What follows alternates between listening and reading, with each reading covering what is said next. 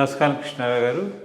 అవియర్ టాక్స్కి పునఃస్వాగతం. అంతర్జాతీయ విషయాల సమీక్షలో ముఖ్యంగా మళ్ళీ తెర మీదకి యుక్రెయిన్ వార్ మళ్ళీ వస్తుందా అనేటువంటి చిన్న ప్రశ్న ఉదయిస్తోంది. ఎందుకంటే యూరోప్లో ఈ వరల్డ్ వార్ 2 సమీక్ష మీదకి వెళ్ళడానికని మరి జో బైడెన్ అక్కడికి వెళ్ళి జెలెన్స్కీని కూడా కలవడం జరిగింది.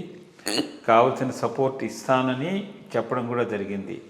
మరి ఇట్లాగా చెప్పడం వలన మళ్ళీ ఏదో ఇప్పుడు కొంత ప్రశాంతంగా ఉండేటటువంటి ఈ ప్రపంచ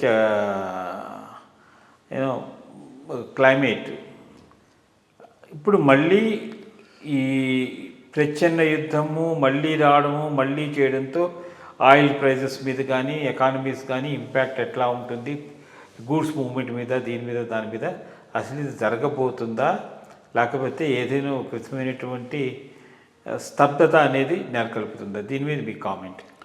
ఒకటి, యుక్రెయిన్ వారు ఎక్కడికి పోలేదు, అది కంటిన్యూ అవుతూనే ఉన్నది. మనకు 2 కంటిన్యూయింగ్ ప్రాబ్లమ్స్ 2-3 ప్రపంచం అంతటా నడుస్తూనే ఉన్నాయి. ఒకటి గాజా, హమాస్ ఇజ్రాయెల్ వారు, అది అనెండింగ్గా పోతూ ఉన్నది. అట్లాగే యుక్రెయిన్ వారు కూడా అనెండింగ్గా పోతూ ఉన్నది. ఒకటి, రష్యా బాగా కన్సాలిడేట్ అయ్యి చాలా ఏరియాస్ని తీసేసుకున్నది, స్ట్రెంగ్తన్డ్ అయి ఉన్నది.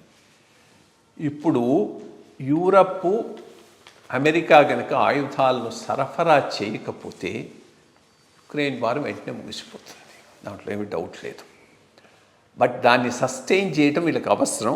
రెండోది, రష్యా ఈరోజు గెలిస్తే ఇంకా వీళ్లకు మొహం ఎక్కడ పెట్టుకోవాలో తెలియదు, మొత్తం యూరప్కు అమెరికాకు. బికాస్ అంత లెవెల్కు దీంట్లో ఇన్వాల్వ్ అయిపోయినా కాబట్టి దీన్ని సస్టైన్ చేయటం, జరిగేటట్టు చూసుకోవటం వీళ్ళకి అవసరం అవుతున్నది. మధ్యలో నష్టపోతుంది నా దృష్టిలో యుక్రెయిన్.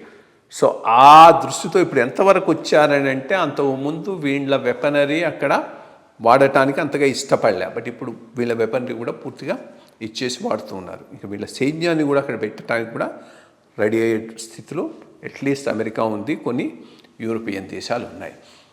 ఒకటి, దీనికి ఏదో ఒక స్వస్థత అనేది స్వస్తి పలకాలి అంటే ట్రంప్ గెలవాలి.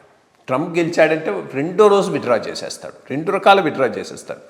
ఒకటి, యుక్రెయిన్ వార్ నుంచి అమెరికా బయటికి వెళ్ళిపోతుంది. రెండోది, యూరప్ కూడా ప్రొటెక్షన్ మేము ఇవ్వం అని చెప్పే స్థితిలో ఉన్నది అతని decision. European military security America concern కాదు, మీరే డెవలప్ చేసుకోండి. సో యుక్రెయిన్ వారు ఒక ఎండ్కి రావాలి అంటే అక్కడ ట్రంప్ గెలవాలి. మళ్ళా డెమోక్రాట్స్ అంటే బైడెనే అవుతున్నాడు వాళ్ళ క్యాండిడేట్.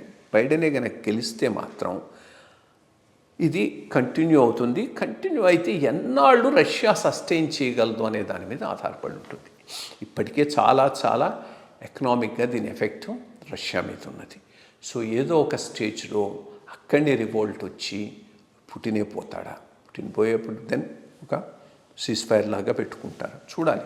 బట్ బేసికలీ ఎవ్రీథింగ్ ఇవంతా ఇదే లెవెల్లో నవంబర్ దాకా కొనసాగుతుంది.